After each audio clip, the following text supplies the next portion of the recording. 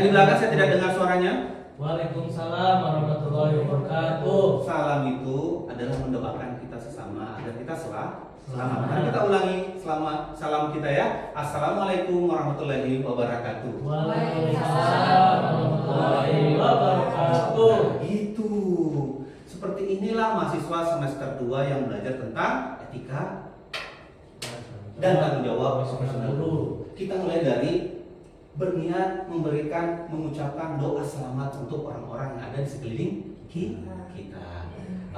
Anak-anakku sekalian, mahasiswa semester 2 yang mengambil mata kuliah etika dan tanggung jawab profesional guru, perkenalkan nama saya Pak Budi. Di semester ini saya ditunjuk untuk mengampu mata kuliah etika. Bukan berarti saya lebih beretika dibandingkan rekan-rekan dosen sesama dosen di sini, tapi mungkin saya lebih interest areanya di bidang etika dan tanggung jawab profesional guru. Anak-anakku sekalian, berbicara tentang profesi kependidikan, topik hari ini kita berbicara dua hal penting, yaitu etika dan tanggung jawab guru. Nah, ini semua di-cover dalam satu frame, profesionalisme. Jadi ketika etika dan tanggung jawab sudah di-frame dalam bentuk profesionalisme, maka kita sebagai guru atau kalian kelak nanti calon guru itu bisa menjadi guru yang menjadi pilar pendidikan Indonesia. Nah, di mata kuliah ini tim teaching saya adalah ada Pak Dr. Arlian Firda, ada Bu Dr. Raudah Awal, Bu Maratul Afidia, dan yang lainnya.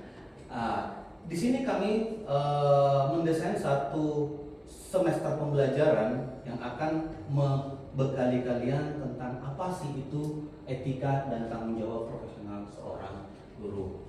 Nah, sebelum saya masuk dan menjelaskan lebih lanjut tentang mata kuliah ini, saya yakin mahasiswa yang ada di sini itu datang dari latar belakang yang berbeda, jarak yang berbeda, geografi yang berbeda, boleh jadi demografi juga yang berbeda. Jadi kita mulai dengan saya menyapa satu persatu. Yang ini siapa namanya?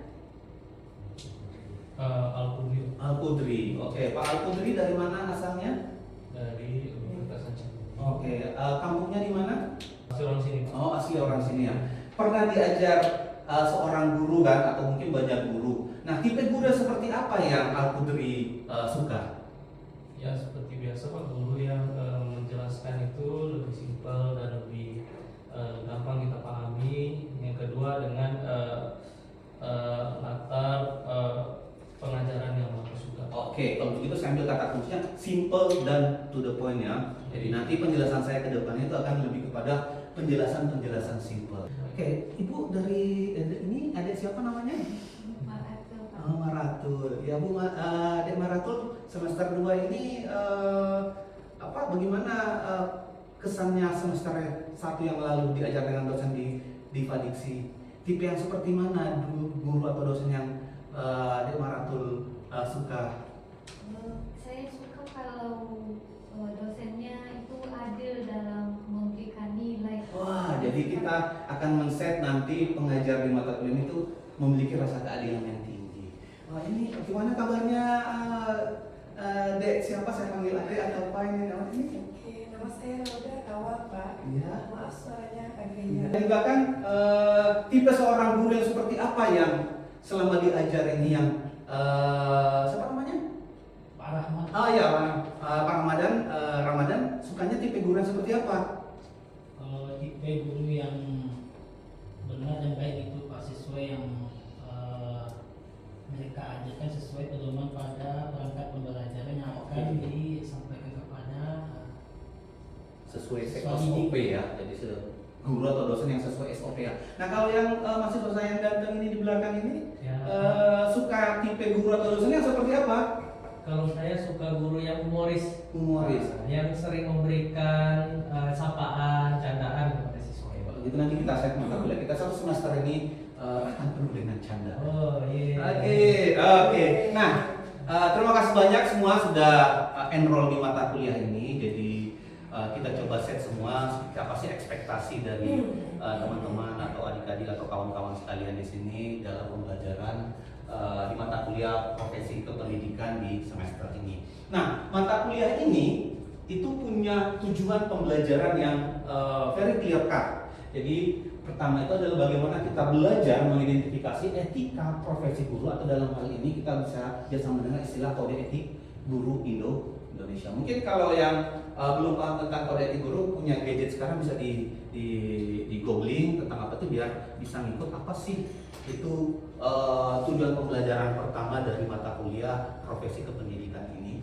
Nah, yang kedua itu adalah bagaimana kita menganalisis dilema etika. Nah, ketika kita bicara tentang etika, ini tidak akan pernah jauh dari yang namanya social problem, yaitu dilema kita sebagai seorang tenaga pengajar, atau boleh jadi dilema dari seorang mahasiswa ketika belajar dalam sebuah institusi pendidikan yang di dalamnya terdiri dari banyak orang. Nah, di sini itu akan menjadi tujuan pembelajaran kedua di mata kuliah kita ini. Yang ketiga adalah bagaimana dari mata kuliah ini kita bisa belajar membentuk karakter kita dengan menunjukkan sikap bertanggung jawab, adil dan berintegritas. Jadi kita berharap bahwa dengan mengikuti mata kuliah ini, mahasiswa-mahasiswa yang ada di kelas ini itu bisa menampakkan atau menunjukkan sikap bertanggung jawab, adil dan berintegritas. Oke, paham 3 tujuan pembelajaran ini? Paham? Oke, kalau gitu yang tadi scroll tadi bisa nggak dibacakan kode etik guru Indonesia? Oke, saya kasih waktu 1 menit untuk scroll. Apa sih kode etik guru? Biar kita paham apa yang seharusnya menjadi rule of the game-nya kita sebagai guru atau calon guru ke depannya. Coba kita sama-sama ya. Saya Pak. Oke, silakan mahasiswa saya yang di ujung, Pak Arlian, Ya, bisa dibacakan. Jadi dalam hal kode etik itu dibedakan menjadi guru dan tugas profesional.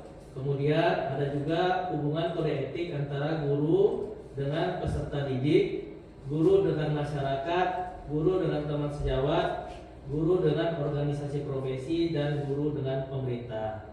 Nah, jadi kalau yang pertama itu guru dengan tugas profesional, guru itu membimbing peserta didik untuk membentuk manusia Indonesia seutuhnya yang berjiwa Pancasila, memiliki dan melaksanakan kejujuran profesional, memperoleh informasi tentang peserta didik sebagai bahan untuk melakukan bimbingan dan pembinaan, menciptakan suasana sekolah sebaik-baiknya yang menunjang keberhasilan proses belajar dan mengajar. Guru juga memelihara hubungan baik dengan orang tua murid dan masyarakat sekitar. Guru secara pribadi dan bersama-sama mengembangkan, meningkatkan mutu profesi serta melaksanakan kebijakan pemerintah dalam bidang pendidikan, Pak. Oke, mari kita berikan tepuk tangan. Ini luar biasa. Jadi itulah yang diharapkan negara ini terhadap kita sebagai guru ataupun calon guru dengan frame kode etik guru Indonesia. Jadi kalau suatu saat Adinda atau teman-teman sekalian yang ada di sini menjadi guru, maka kode etik guru itu harus dijaga. Oke, saya pikir untuk kita membahas tentang kode etik, kita sudah paham bahwa kode etik inilah menjadi rule of the games guru di Indonesia. Nah, kita move ke topik atau tujuan utama pembelajaran mata kuliah kita. Yang kedua adalah menganalisis dilema etika dalam praktek mengajar. Oke, sekarang saya kasih ice breaking. Coba dilihat di Kamus Indonesia yang terbaru, apa sih istilah baik secara terminologi maupun literari, apa sih itu etika dan dilema. Jadi kita belajar dari breaking down 2 kata di sini, dilema dan etika. Nah, di sebelah sini saya coba memberikan tugas membahas atau mencari tahu apa sih itu dilema dari segi bahasa dan istilah. Oke, literary and Kemudian yang di bagian sini mencari tentang apa sih menurut kamus atau menurut istilah dari kata etika itu. Jadi kita akan menjelaskan dari root yang paling sederhana atau root paling dasarnya. Bisa silakan dilihat di KBBI boleh, atau di Oxford Dictionary juga boleh. Nah, karena ini saya yakin bukan dari bahasa Indonesia asli. Ya, ini berasal dari root bahasa Inggris dilemma. Also ini dari bahasa Inggris ethics, etika. Mungkin dalam bahasa lebih muasalnya lagi adalah dari bahasa Yunani, ethos, apa ya? Etikos ya. Nah, nanti coba kita lihat ya. Oke, silakan. Baik, terima kasih untuk Pak Budi atas penjelasannya. Di sini saya akan menjelaskan sedikit itu tentang dilema ya. Dilema itu adalah mengandung pengertian sulit di mana seseorang harus memilih antara dua atau lebih pilihan yang sama memiliki konsekuensi penting, tapi tidak semua benar atau salah cara tepat. Bolehkah kalau kita mengatakan itu kebimbangan dalam mengambil keputusan? Dilema. Bolehkah? Dengan melihat definisi tadi itu, bolehkah kita sepakat bahwa ini kebimbangan kita mengambil keputusan bahwa ini itu seharusnya saya ambil atau tidak?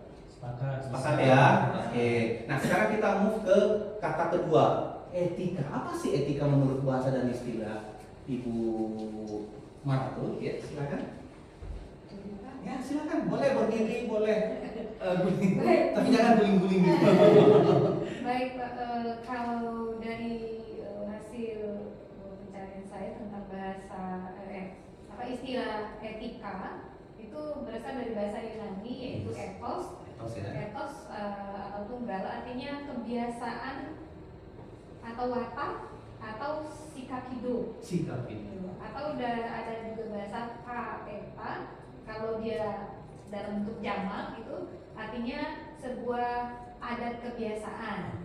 Itu kalau dilihat dari segi bahasa. Tapi kalau dilihat dari istilah, etika itu cabang filsafat yang membahas tentang nilai, norma ataupun prinsip moral tentang bagaimana manusia seharusnya bertindak. Itu kalau dari segi filsafat moral. Kalau dari segi ilmu tentang baik dan buruk, etika itu adalah ilmu yang mempelajari tentang baik dan buruk, atau benar dan salah, atau kewajiban dan serta tanggung jawab manusia. Oke. Ada keyword di sini yang bisa saya tangkap, sikap, kebiasaan dan kemampuan kita menilai baik dan buruk. Itu boleh kita tangkap itu tadi kalimat yang keyword yang kita kunci dari dilema dan etika. Bisa nggak seseorang menyimpulkan di sini apa highlights ketika kata dilema dan etika itu digabung? Kira-kira apa penjelasan sederhananya? Nah, ini tadi yang suka sama tipe double guru yang sederhana dan penjelasannya singkat. Coba disingkat tadi itu dijelaskan secara kontekstual tapi singkat dan padat. Bisa?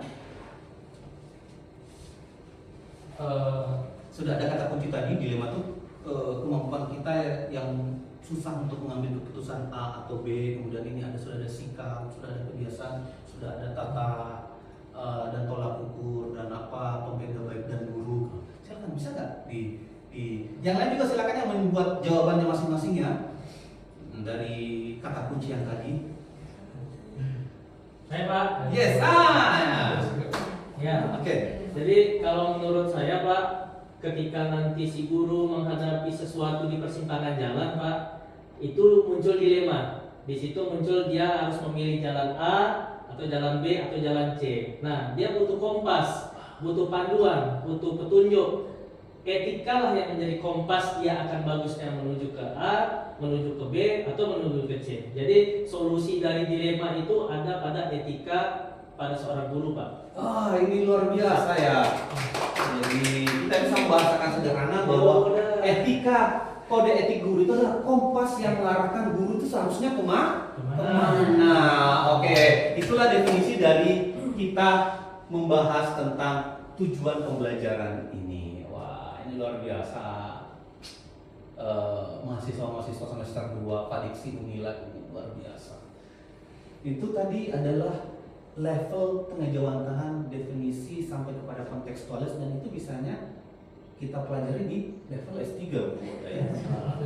Kalau udah bisa sampai menginterpretasikan mulai dari konteks leksikal, kata, istilah, lalu membahasnya dan menyederhanakan kembali dari semua teorema, lalu keluar dengan penjelasan sederhana yang mudah dipahami oleh banyak orang, itu sudah level S3. Tepuk tangan untuk semester 2 Padiksi Unila.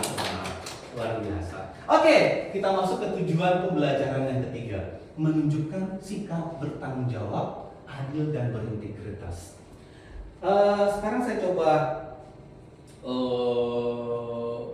menjadikan ini ice breaking dalam perjalanan teman-teman sekalian, mahasiswa semester 2 ini saya itu sudah pernah bertemu dengan berbagai jenis guru. Nah, kira-kira adakah guru yang menurut Bapak Ibu sekalian bisa kita refleksikan memiliki sikap bertanggung jawab, adil dan berintegritas selama menjadi seorang pembelajar mulai dari TK, SD, SMP, SMA, kuliah, dan bisa nggak diceritakan siapa dia, namanya, dan sikapnya seperti apa sehingga kita bisa menjadikannya di sini role model dalam belajar tentang sikap bertanggung jawab, adil dan berintegritas. Ada yang mau? Saya kalau nggak ada yang mau, saya duluan bercerita. Ada yang mau? Ada nggak role model yang ditiru selama ini, Bapak Ibu sekalian, teman-teman atau mahasiswa saya di kelas ini? Oke, kalau tidak ada, nanti saya akan bercerita satu guru. Ada Pak. Oh ada, oke, silakan. Oke, baik, terima kasih Pak.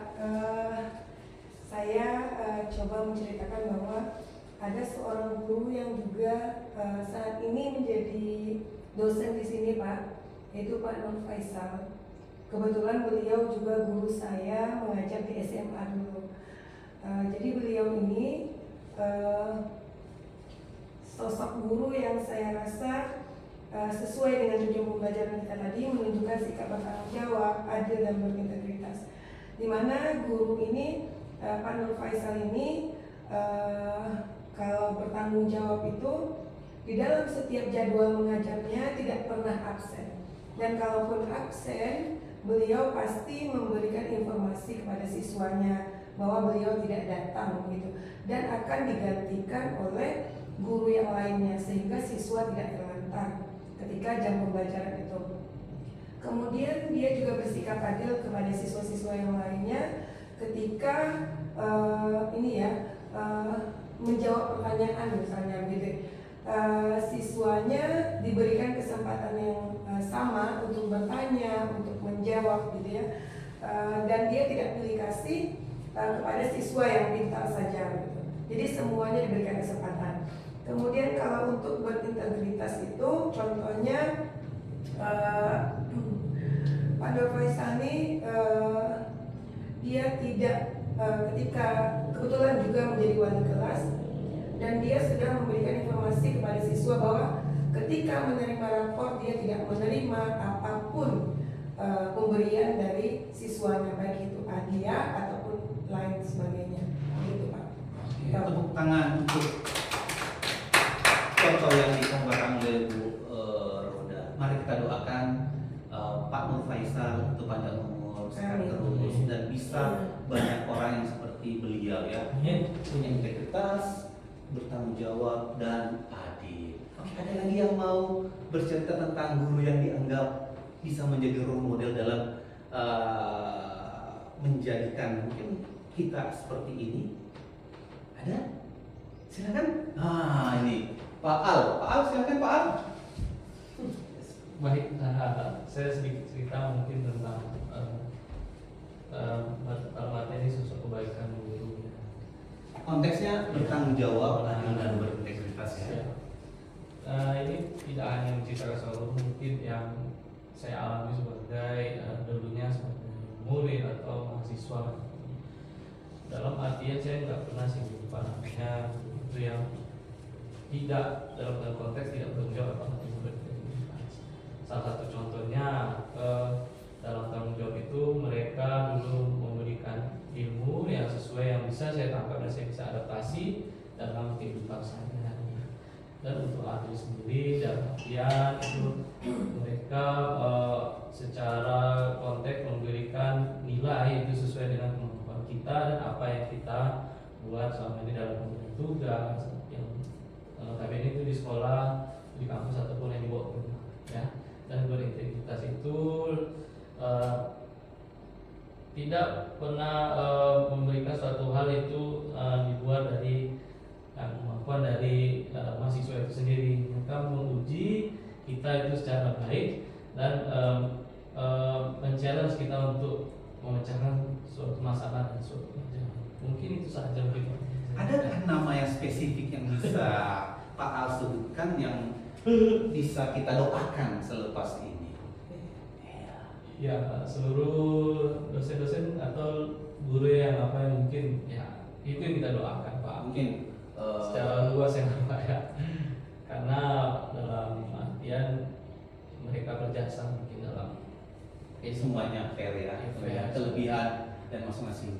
Betul. Ya, jadi ini satu keyword yang bisa kita highlight, setiap dosen atau guru itu memiliki keunikan, kelebihan masing-masing, juga boleh jadi ada kekurangan masing-masing ya. Oke. Ada lagi yang mau bercerita, sharing? Ayo. Bung Maratul punya sosok inspirasi dari guru yang selama ini pernah mengajar Bung Maratul. Silakan, boleh di-sharing. Mungkin saya ingat beberapa profil-profil guru yang menunjukkan sikap bertanggung jawab, adil dan berintegritas ini. Misalnya bertanggung jawab itu secara tugas dia melaksanakan tugas dengan baik, misalnya dari segi disiplin waktu, dari segi materi yang harus dia selesaikan, kemudian bertanggung jawab juga terhadap sikap-sikap dari siswa-siswanya ya, kemudian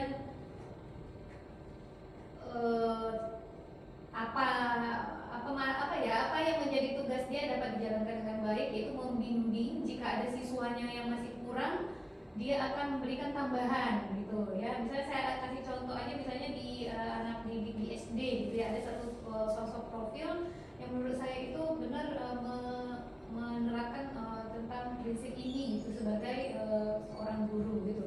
Jadi sangat bertanggung jawab, jika siswanya belum berhasil dia memberikan tambahan gitu. Nah, kemudian keadilan yang dia maksud di sini, dia tidak membedakan yang mana yang pintar dan mana yang kurang pintar dalam soal menilai, bukan soal kedekatannya dia, ini anak siapa, ini anak. Yang penting adalah bagaimana objektivitas dia dalam menilai siswanya. Jadi tidak ada tentang kedekatan ya, sehingga nilainya lebih tinggi misalnya, atau bagaimana. Kemudian berintegritas di sini ada satu hal yang pernah saya berikan gitu, guru ini diberikan hadiah ya, dalam bentuk makanan gitu. Si guru ini tidak menerima langsung hadiah itu, tetapi dia membagikan makanan itu untuk ke seluruh kelas gitu. Jadi saya merasa bahwa tentang pemberian hadiah mungkin sesuatu yang ingin mendapatkan menjaga kepercayaan siswa terhadap guru. Jika diberikan hadiah mungkin dari hal yang kecil sampai yang besar mungkin bisa menjadi sebuah budaya yang kurang bagus gitu. Tapi sang guru ini setiap diberikan misalnya berupa barang itu menolak. Kalau dia diberikan makanan itu dibagikan di dalam kelas sama-sama dan dimakan sama-sama. Dan itu saya merasa betul-betul dia menjaga tentang etika bagi seorang guru. Itu menurut saya itu terlihat gitu profil seorang guru. Oke. Pak Yeldi, saya mau bertanya satu hal. Pernah baca buku Pak Al ya, Pak Yal? Ya. Iya. Pak siapa tadi? Pak Ramadan. Ya. Oke. Pernah baca buku Laskar Pelangi? Ya, novel tetralogi Laskar Pelangi. Di situ ada sosok seorang guru namanya Ibu Muslimah ya kalau nggak salah ya. Nah, bisa nggak buat yang itu mungkin saya tergambarkan bisa merefleksikan bahwa itu salah satu sosok guru yang mesti diperbanyak. Kalau bisa dikloning. Dalam novel itu diceritakan bagaimana dia sangat bertanggung jawab, sangat adil dan berintegritas, walaupun digajinya sangat tidak manusiawi sekali. Dan tetap dia ikhlas, kata kuncinya dia ikhlas mengajar, sehingga bisa membentuk murid-murid yang luar biasa.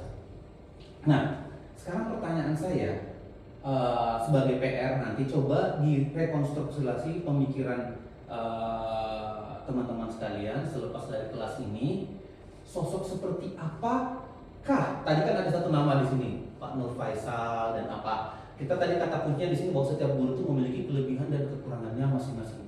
Bolehkah kita berpikir mengimajinirkan satu avatar guru itu penggabungan atau match dari contoh Pak Nur Faisal, Bu Muslimah dan ini untuk meng-create satu profil guru masa depan Indonesia yang dibutuhkan Indonesia. Kira-kira itu bisa menjadi tugas di rumah, bisa menceritakan sama seperti Dek Rauda tadi menceritakan satu sosok profil Pak Nur Faisal. Boleh jadi Pak Nur Faisal memiliki kelebihan di sini ketika di merge dengan digabungkan dengan profil yang lain yang memiliki sifat seperti ini,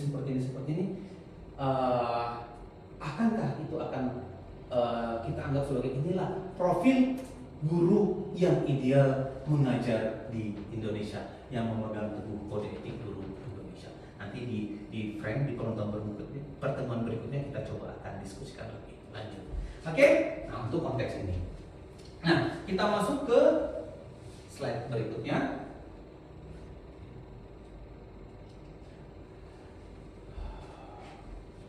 Tadi saya menangkap satu dari penjelasan Bu Maratul bahwa pemberian atau gratifikasi baik itu berupa pakaian dan atau makanan atau apapun itu, bagaimana seharusnya kita melihatnya. Jadi kalau saya buat pertanyaan, pernahkah Anda melihat guru tidak adil di kelas? Karena konteks yang si ibu ini siapa dia membawakan hadiah untuk gurunya yang seharusnya dapatnya sekian malah menjadi sekian, yang seharusnya mendapatkan ini malah mendapatkan itu. Adakah yang pernah melihat situasi seperti ini dalam proses pembelajaran dari TK sampai kuliah sekarang? Ada? Oke, sekarang itu dibuat dalam tulisan. Saya yakin ini juga tidak bisa kita keluarkan nama dan apa. Boleh itu dibuat dalam bentuk narasi tulisan.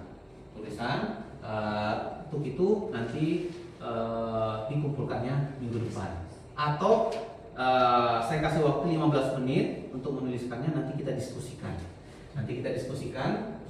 Kalau konteks seperti itu, apa yang harus kita lakukan dengan rujukan kita punya kode etik guru Indonesia. Oke, sekarang dibuat dulu narasinya, ditulisan, nanti dibacakan di diskusi grup. Oke, saya kasih waktu berapa menit maunya? Berapa menit bisanya? Berapa menit? 10 menit ya. Nah, untuk menuliskan narasinya aja. Oke. Pernahkah Anda melihat itu? Nanti kita masuk ke pertanyaan berikutnya. Kalau pernah itu kan pernah kan melihat? Oke.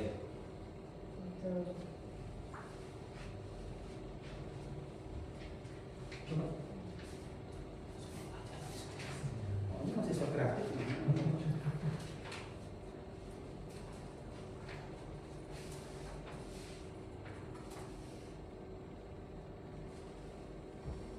Pakai C aja buat narasi.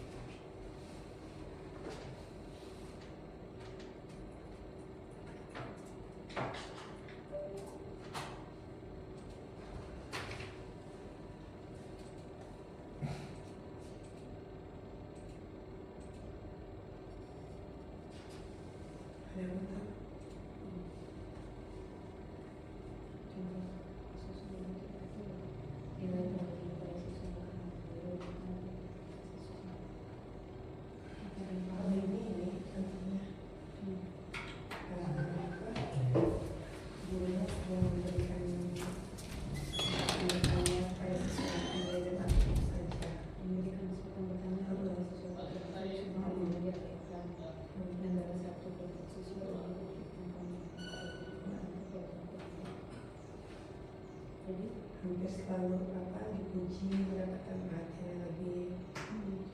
Kalau di sini di minggu pertama dampak guru tidak ada pada siswa itu kan apanya contoh kasusnya. Kalau dampaknya dalam motivasi siswa menurunnya rasa percaya diri siswa karena tidak yang mungkin juga merasa iri, cemburu, dendam, tidak menghormati guru atau terbentuknya karakter negatif. Kalau terhadap lingkungan kelasnya, intinya suasana belajar jadi juga kondusif. Siswa merasa lebih kurangnya kerjasama antar siswa karena ada yang merasa lebih diistimewakan. Terhadap citra guru dengan wibawa menurunkan integritas profesi. Pernahkah Anda melihat guru berlaku tidak adil di kelas? Apa dampaknya bagi siswa? Tadi apa dampaknya nggak ada sih? Nggak ada, nggak pakai dampak tadi ya. Nggak. Mas sudah ready dengan catatannya? Oke, ada beberapa pertanyaan yang pengen saya tanyakan sebagai pemantik diskusi ini. Silakan mengambil tempat duduk, cari yang nyamannya aja. Pertanyaan pertama itu, pernahkah Anda melihat guru tidak adil di kelas? Menurut, jadi ini boleh jadi pertanyaannya subjektif, tapi saya pikir ini adalah pertanyaan yang realistis karena dunia ini memang adalah tempat yang boleh jadi tidak adil ya. Jadi siapa yang duluan mau berkata, menjawab? Ya, silakan. Ya, jadi saya pernah menjumpai mungkin contoh guru oknum ya Pak. Tidak semua guru seperti itu. Yang pertama, guru ini terkesan memberikan nilai yang lebih bagus bagi siswa-siswi yang lebih cantik Pak. Gitu ya. Ya, saya waktu itu Pasti gurunya itu laki-laki. ya guru laki. Dan kebetulan guru biologi Pak. Ya, jadi itu menjadi apa ya? Bagi saya itu menjadi sebuah pertanyaan ya. Kenapa mereka lebih apa ya? Lebih condong perhatiannya, kemudian lebih condong apa namanya itu ketertarikannya lah ya ketika dia mengajar gitu apanya kepada siswi gitu. Saya bertanya apakah memang siswinya rajin sementara kami siswa-siswa ini mungkin mengecewakan beliau gitu ya, kita tidak tahu apa kenapa gitu. Tapi yang jelas itulah yang saya rasakan. Mungkin itu menjadi contoh mungkin ya Pak, contoh bagi bagaimana terkadang guru itu juga punya sisi manusiawi mungkin. Manis ya. Ya, jadi dia mungkin sudah jengah sama sikap kami sebagai siswa laki-laki mungkin yang oke, meskipun kami nakal, tapi kan kami tetap punya hak untuk dikasih perhatian, dikasih keadilan gitu mungkin Pak. Terima kasih Pak Budi. Oke, jadi konteksnya sini ada guru laki-laki yang cenderung memberikan nilai lebih bagus kepada siswi perempuan, khususnya yang cantik, mata kuliahnya biologi. Ada yang mau menanggapi ini? Silakan. Jadi konteksnya guru laki-laki mengajarkan mata pelajaran biologi, dia memberikan nilai lebih kepada siswi yang cantik. Boleh jadi dia menerapkan ilmu biologinya, Bu ya. Oh, ini memang produk unggul untuk sisi apa gitu kan. Ya silakan. Baik, mungkin saya sedikit menanggapi permasalahan dari perspektif saya. Mungkin yang pernah saya alami bahwa sebenarnya untuk timpang tinggi mahasiswa atau murid yang perempuan itu mungkin lebih diprioritaskan itu karena mungkin sikap mungkin atau daya tangkap, karena cenderung ya mohon maaf juga kadang siswa atau mahasiswa laki-laki ini lebih banyak malasnya, lebih banyak mainnya ketimbang kadang perempuan mungkin dari setiap dia lebih banyak nangkap dan lebih aktif di kelas. Lebih penurut. Ya, lebih penurut, karena juga yang saya rasakan yang banyak juara atau yang lebih menonjol itu perempuan ketimbang laki-laki. Bukan saya juga bilang laki-laki itu juga nggak ada yang penting, ada. Cuma kita dalam generalisasi atau garis besarnya seperti itu. Mungkin ya lebih perempuan gitu sih Pak. Kalau masalah cantik atau lain itu nggak lebih maksud saya Itu sisi manusiawi ya, mungkin konteks yang ditampilkan. Di Arlian ini konteksnya mahasiswinya saat itu lebih dominan ya. Mungkin boleh jadi ya. Ada tanggapan yang lain silakan.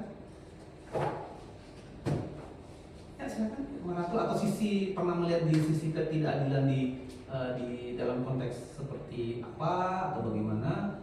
Kalau bukan menanggapi ya, Ya boleh. contoh lain gitu ya. Ya contoh lain boleh. Nah, kalau contoh lainnya, saya Pak gitu ya, saat di pembelajaran berlangsung, biasanya seorang guru itu cenderung dia misalnya ketika memberikan pertanyaan, pertanyaan itu dilemparkan matanya selalu kepada siswa yang pintar gitu ya. Padahal seharusnya kalau menurut saya itulah perlunya seorang guru, bagaimana meningkatkan motivasi siswa yang kurang pintar tadi untuk bisa menjawab pertanyaan dengan baik, bukan melulu harus siswa yang pintar aja. Jadi bagaimana seorang guru itu memberikan rasa nyaman, rasa aman ketika siswa yang tidak pintar menjawab pertanyaan guru tadi, dia merasa bahwa jawaban yang diberikannya adalah memang jawaban yang baik begitu.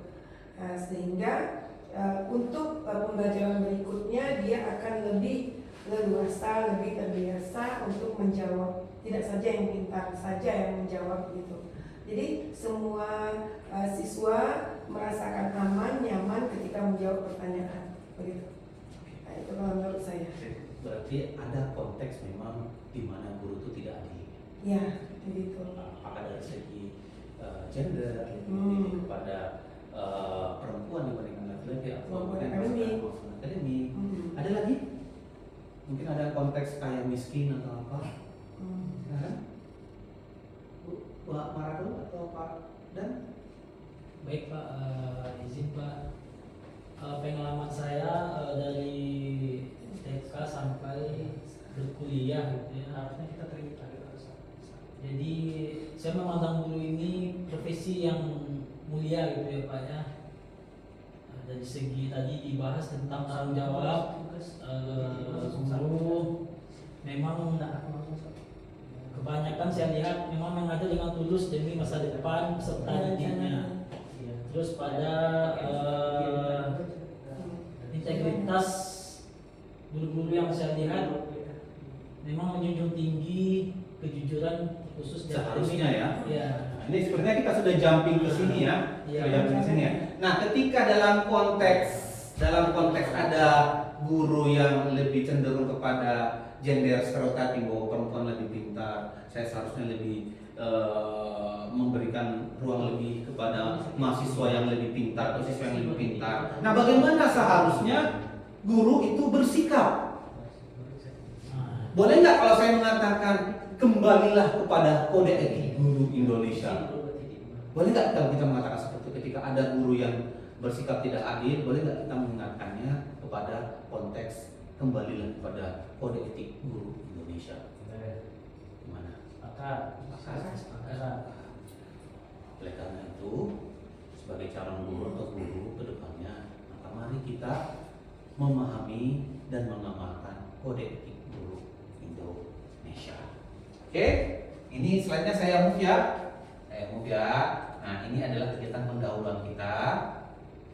Jadi sudah paham bahwa sebenarnya kita dalam konteks melihat guru sebagai seharusnya beretika dan memiliki profesionalisme dalam mengajar, kita juga harus melihat bahwa guru itu adalah manusia biasa yang memiliki sisi-sisi kelebihan dan juga ada unsur-unsur kekurangan. Disinilah kita belajar bagaimana kita mengambil yang baik-baik dan mereduce atau memitigasi yang buruk-buruk.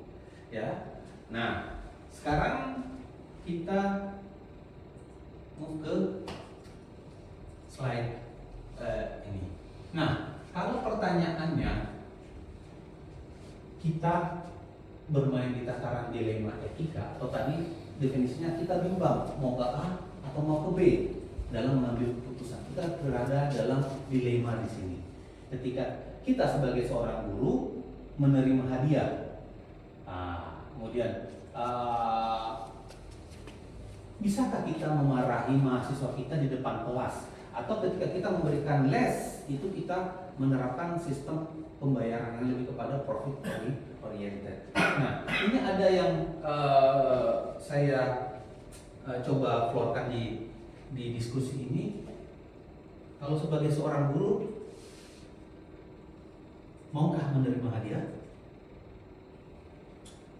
Kalau sebagai seorang guru dengan tanggung jawab ada imbalan di belakangnya, saya tidak bersedia menerima hadiah, Pak. Tapi kalau pada saat tertentu, misalnya saya ulang tahun, kemudian siswa merayakan sebagai bentuk apresiasi atau sebagai bentuk sayang mereka kepada guru, itu tentu kita tidak tolak ya. Kalau mereka memberikan surprise kue, memberikan surprise misalnya mobil gitu, kita tidak tolak. Itu harus ada momennya dan tidak ada ujung-ujungnya apa gitu. Oke, jadi Bisa menerima, boleh menerima. sepakat ada yang mengatakan bahwa guru bisa menerima hadiah dalam konteks tertentu. Ya. Boleh jadi bukan di tengah pembelajaran, proses pembelajaran, atau mungkin boleh jadi selepas mahasiswa itu tamat atau menyelesaikan pembelajarannya baru memberikan hadiah sebagai bentuk apresiasi. Bolehkah kita meng-highlight itu? Sepakat? Sepakat. Oh ya, karena Rasulullah sendiri menerima hadiah kan? Ya. Iya. Yang tidak diterima adalah zakat kan? Kalau hadiah dia, kalau zakat dia ada. Kalau hadiahnya berupa simbol kasih sayang kayaknya boleh lah. Misalnya kayak tadi ya, bunga ketika hari guru itu rasanya boleh gitu. Tapi hadiah berupa barang akibat ada misalnya nilainya tinggi, itu mungkin harus di-cut Kalau gitu ya. bunga boleh Bu ya? Bunga, Kalau bunga bank gimana? Riba ya? Riba. Ngeri banget. Iya. Oke. Jadi kita highlight bahwa guru bisa menerima hadiah, tapi dalam konteks tertentu untuk menunjukkan apresiasi murid itu selepas tanggung jawab guru itu selesai. Nah, dalam konteks kedua, guru memarahi siswa di depan kelas. Ada yang setuju? Tidak. Tidak? Kalau saya mungkin bukan memarahi Pak, tapi ketegasan. Nah, jadi ketika siswa diberikan kontrak ketika di awal pembelajaran, ada sebab dan akibat. Nah, tentu siswa sudah paham dulu rules of the game-nya, bagaimana cara main kita nih. Kalau ternyata siswanya lari atau jauh dari yang diharapkan, nah, bolehlah guru tuh menegakkan aturan, bukan marah mungkin tepatnya, tapi menegakkan aturan yang sudah disepakati. Ketegasannya. Jadi Ya. marah atau tegas. Jadi dua kata ini harus didefinisikan di awal sebagai seorang guru. Nah, bisakah kita juga melihatnya bahwa dalam konteks tertentu seperti pelajaran tertentu yang harus memang keras itu tetap dibolehkan. Seperti mungkin pelajaran PJO atau olahraga yang untuk pelajaran karate atau apa yang lembut kan nggak bisa juga jadi anak kan. Nah, seperti itu boleh nggak kita? Jadi kayak kalau latihan atlet atau mengajar apa olahraga yang memang membutuhkan fisik, nah itu boleh nggak kita lebih tone-nya itu lebih keras, nah, seperti itu. Nah, ada yang mau menanggapi? Nah ini di depan banyak orang kan? Ya. Nah, Kalau tonnya keras itu mungkin boleh Pak, tapi kalau untuk memarahi di depan kelas itu tidak boleh, karena kita kan berprinsip bahwa seorang guru itu harus mengetahui teori-teori pembelajaran. Di antaranya salah satu teori pembelajaran itu kan ada teori humanisme, ya, teori humanisme yaitu memanusiakan manusia. Jadi ketika dia dimarahi di depan kelas, itu artinya kita mencederai martabatnya sebagai manusia, gitu ya. Jadi bisa jadi itu akan membuat dia akan benci kepada guru, tidak menerima pembelajaran yang nantinya yang akan diberikan oleh guru tersebut, gitu. Alangkah baiknya ketika kita ingin memberikan menegur siswa kita, itu kita menegurnya secara individu, tidak langsung di depan teman-temannya, gitu. Karena kita manusia mempunyai sifat yang ingin dihargai. Nah, jadi kalau kita sudah dihargai mencederai, otomatis ini apa namanya yang lainnya itu akan dapat keluar dengan sendirinya. Menarik ya, sepertinya. Jadi kalau boleh saya highlight dan saya simpulkan bahwa boleh jadi untuk konteks kedua ini kita keluar dengan definisi sederhana bagaimana kita ingin diperlakukan, seperti itulah kita memperlakukan Iya, orang lain. betul. Ya, Bu ya. Betul. Ya, oke. Nah, sekarang kalau untuk yang tipe guru profitable yang menerapkan fee dalam tuitionnya atau memberikan privat, mengajari mahasiswa atau siswa di luar jam kelasnya, bolehkah itu berbayar? Kalau saya boleh. Profesionalisme. Tapi ada tapinya. Jangan sampai adil dan integritas itu boleh nggak kalau saya mengatakan ini? Selama keadilan dan integritas itu terjaga. Karena ini di luar ruang kelas ya. Boleh nggak? Atau ada pendapat lain silakan. Kalau menurut saya boleh, karena memang tentu yang menjadi tambahan ini tentu mengambil waktunya si guru. Ketika mungkin waktunya dia mungkin bisa alihkan untuk kegiatan yang lain, sementara si siswa dia butuh perhatian yang lebih dalam pembelajaran. Saya rasa itu tidak mencederai keadilan ataupun integritas. Tapi tetap guru harus ingat semua itu selesai tidak ada kaitannya sama nilai di kelas gitu mungkin. Makanya ada beberapa sekolah itu memperbolehkan gurunya memberikan les tapi tidak kepada siswa di kelas.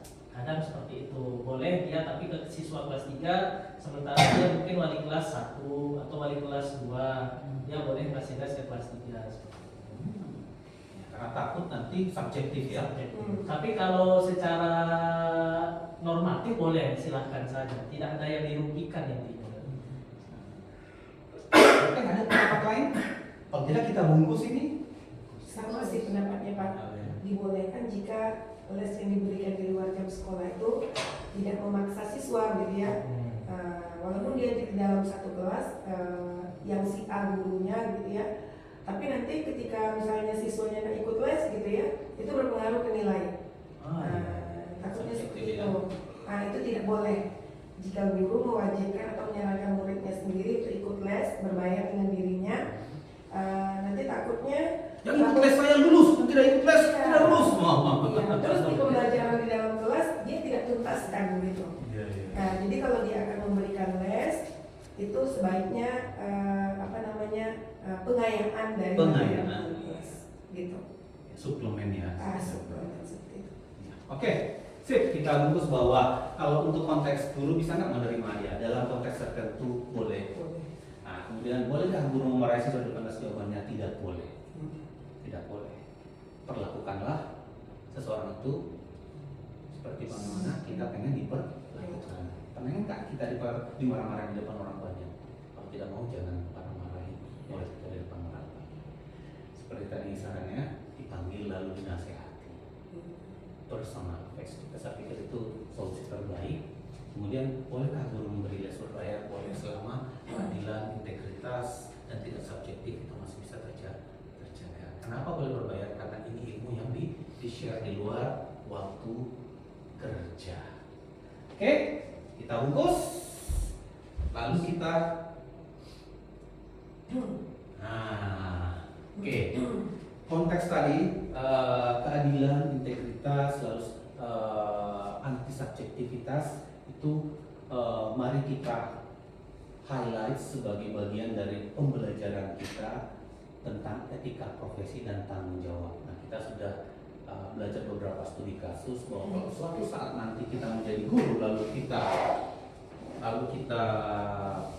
membuka contoh les di rumah atau apa yang mengajari mahasiswa itu boleh, tapi jangan sampai mencederai etika profesi dan tanggung jawab kita sebagai seorang guru Indonesia. Atau bolehkah kita mengarahi murid di depan kelas tidak tahu bahwa kode etik guru Indonesia, etika profesi dan tanggung jawab kita itu mencoba untuk menerapkan sisi-sisi humanis kita sebagai seorang guru agar tidak mencederai perasaan peserta didik kita, tapi bagaimana kita mengayakan mereka agar paham apa itu apresiasi pada tempatnya. Kemudian bagaimana kita menjadi guru yang bertanggung jawab, melihat bahwa setiap individu yang kita ajar ini punya sisi-sisi keunikan dan kelemahannya pada saat yang sama, punya sisi-sisi kekuatan, kelemahan, keunggulan maupun sisi lemahnya sebagai seorang peserta didik. Nah, kalau kita dipertanyakan satu pertanyaan, pertanyaan ya saya boleh mengatakan pertanyaan agak sedikit liar ya. Apakah guru cerdas tapi tidak beretika dapat disebut profesional? Dia menyelesaikan semua administrasi pembelajaran dengan cepat dan apa. Tapi di mata muridnya dia tidak beretika. Cara masuk kelas, satu kelas asal masuk, tidak memberikan pengayaan. Dia cerdas, dia bagus. Administrasi pembelajaran selesai A sampai Z. Bahkan boleh percepat, masalah urusan tampil dia bagus, tapi ketika dalam konteks dia sebagai seorang pengajar, dia mengajar itu tidak beretika, sering mengganggu yang mungkin boleh jadi peserta didik perempuan atau datang terlambat atau apa. Nah, bolehkah kita mengatakan orang tersebut adalah guru profesional? Ingat, administrasi dia bagus, penampilan dia bagus, hubungan dengan pimpinan dia sangat bagus, tapi ternyata dalam pandangan peserta didiknya orang ini, dosennya atau guru ini itu tidak beretika. Nah, gimana? Saya pikir ini bukan pertanyaan dilema ya. Ada yang mau menjawab? Nah, sebenarnya Oke. Kalau menurut saya Pak, itu satu kesatuan yang utuh, karena kita harus menjadikan peserta didik itu manusia Indonesia seutuhnya gitu. Jadi seutuhnya itu dia dapat IQ, dia dapat EQ, dan dia dapat SQ-nya juga di sana. Kalau menurut saya.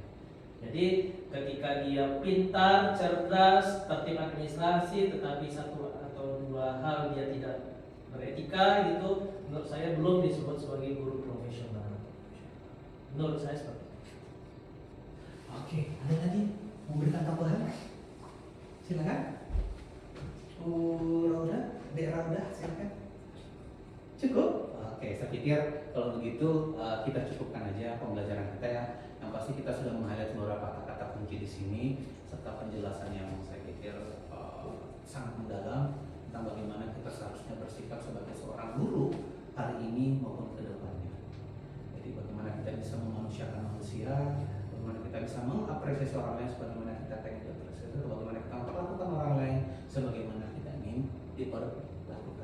Oke kelas, terima kasih banyak for joining my kelas di mata kuliah profesi kependidikan. Saya berharap bahwa materi kita hari ini bisa mengatakan kita menjadi guru-guru atau dosen-dosen atau tenaga pengajar ke depannya yang memiliki etika, profesi dan tanggung jawab sebagai guru yang profesional. Apapun itu, mari kita jadikan profesi kita sebagai ladang ibadah kita yang menjadikan kita